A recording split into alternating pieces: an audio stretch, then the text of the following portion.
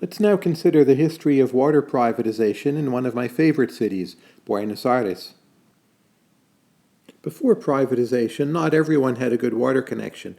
In Buenos Aires, that was about 70% of the population, and this is pre-1992. At that time, of course, the government was supplying water.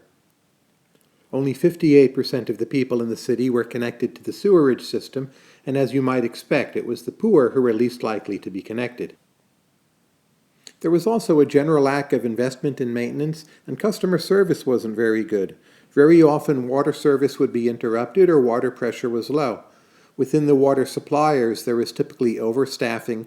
There were high rates of what's called unaccounted for water, which means water that simply gets lost somewhere in the system and no one knows what happened to it. It's a measure of inefficiency in water systems. And there were low collection rates on bills and also a very low rate of metering. Only about 1% of all connections had any kind of meter, so it meant that at the margin, if people used more water or were careless with their use, they wouldn't actually have to pay anymore.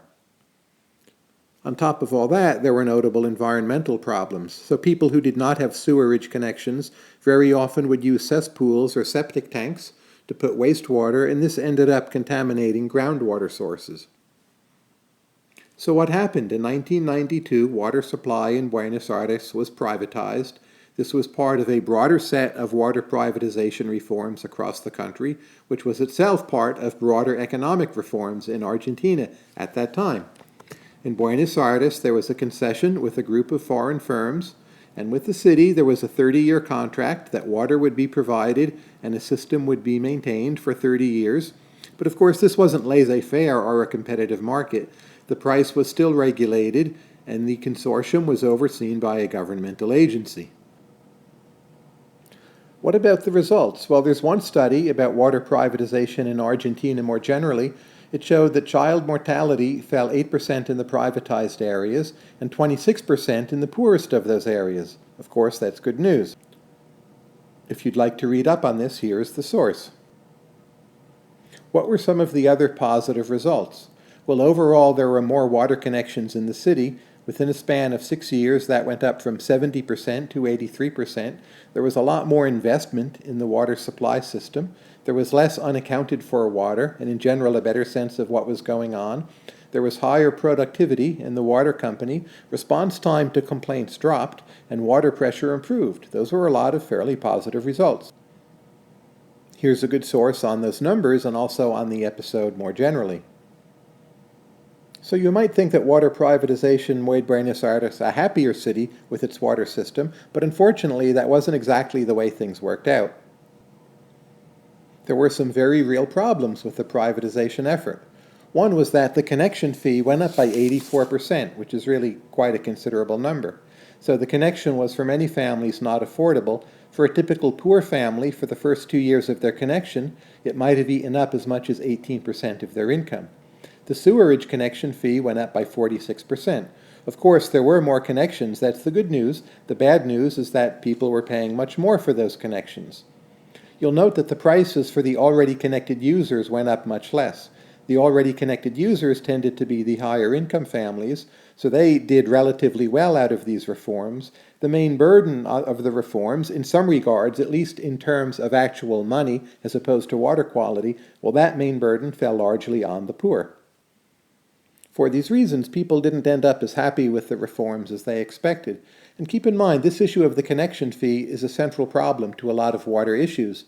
If you set the connection fee too low by law or regulation, that means the private water company doesn't actually have any incentive to connect poor households. If the connection fee is allowed to rise to a higher level, that of course means the poor households are paying more. It's very difficult to find, in this case, the right happy medium. It also can be debated whether under these new reforms there was an incentive for excess metering. Over the course of the 90s, the percentage of water connections which were metered went up from about 1%, which is very low, to about 12%. That still means, of course, 88% of the users can simply turn on the faucet and have more water and not pay anything for it. That doesn't appear very efficient, and it's not. But the problem is this. The cost of setting up a meter is about $200, and then over time, perhaps that meter needs to be maintained. So $200 for a poor family in Buenos Aires is very expensive, and one way or another, the water company is trying to get the poor family to pay for the costs of that meter. Arguably, the system ended up in the worst of all possible worlds, namely that poor families were paying a lot for expensive metering, and at the same time, a lot of other families still could use as much water as they wanted to and not have to pay more. So there was the negative distributional burden and also the inefficiency of not having very many meters. So what finally happened? Well, the contract was renegotiated in 1997, and then it was renegotiated again after Argentina's economic crisis in 2001. What happened in that economic crisis is that the value of the Argentine peso fell considerably, and the water company thought it had the right to raise prices to make up for that currency devaluation. The government didn't think it had that right. The company did. There was a lot of back and forth and accusations and lawsuits. And finally, the company responded to the lower real level of prices from its point of view by investing less and by decreasing the quality of various water services. In turn, the government got upset, users got upset, and finally, the so-called 30-year contract was abrogated altogether in 2006, and the system returned back to government control and ownership of the water supply for the city of Buenos Aires. People disagree about how good or bad a privatization this really was. It seems it did bring some very significant benefits to the system, but it had two flaws. They turned out to be fatal flaws. One was that a lot of the burden of the distribution fell on the city's poor, even though they had better water services in some significant ways. The second problem was that the company and the government never really managed to have sufficiently good relations that there was enough trust to proceed with the required investments in the system and to make the required pricing decisions in a way that was both politically and economically acceptable. In any case, this is a significant episode for understanding both the pros and cons of privatizing urban water supply in developing nations.